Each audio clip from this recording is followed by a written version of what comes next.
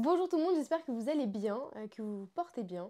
Je voulais absolument vous parler de poésie aujourd'hui en chronique parce que j'ai découvert un recueil qui est absolument magnifique de quelqu'un que j'aime beaucoup qui s'appelle Pierre Faury. Et ça tombe bien parce que je suis super contente. Ça tombe pile avec le mois de mars et ce mois de la poésie, ce mois du printemps des poètes. Avec ce travail extraordinaire qui est réalisé par l'équipe du printemps des poètes. Avec ces capsules, vous pouvez les voir sur leur compte, les capsules de poésie et de la poésie qui est lue, plein de personnalités du monde culturel qui répondent à des questions par rapport à la poésie. Ce que vous voyez par exemple dans le métro avec les petites citations qui sont en haut dans les rames, c'est le printemps des poètes.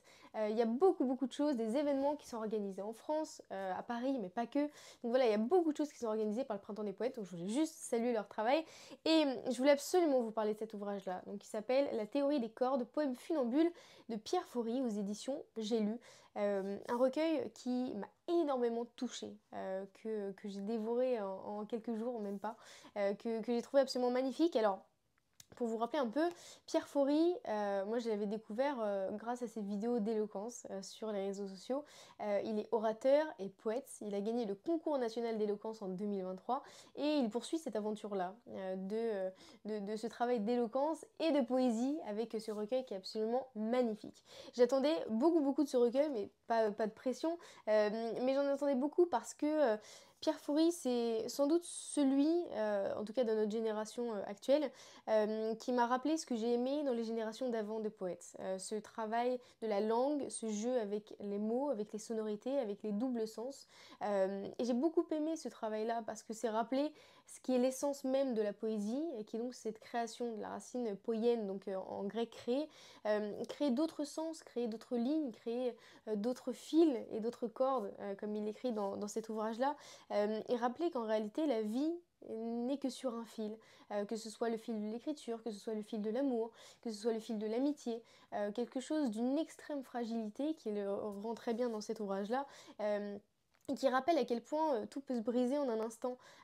Cet ouvrage-là, il va se centrer en particulier en passant par le thème de l'amour, avec une forme de complétude qui est très intéressante. C'est-à-dire que c'est pas seulement la beauté de l'amour, on va tout avoir. On va avoir la rencontre, on va avoir l'amour charnel, on va avoir ce thème de la disparition, de l'absence, de l'adieu, du dernier au revoir, des yeux qui se ferment. Enfin, c'est extrêmement beau parce que tout est imagé et surtout on a tout.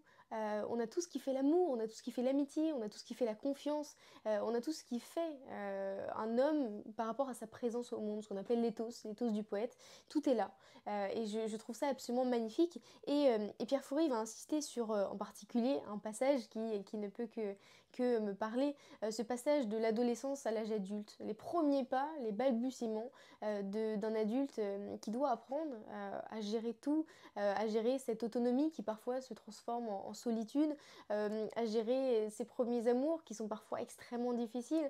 Et donc c'est cette corde extrêmement fragile entre l'adolescence et l'âge adulte qu'il va dessiner dans cet ouvrage-là, avec des poèmes qui sont mais tellement beaux, qui sont fragiles, qui disent tout. Je vais vous lire un des poèmes qui s'appelle Cicatrice. Le bonheur aussi laisse des cicatrices.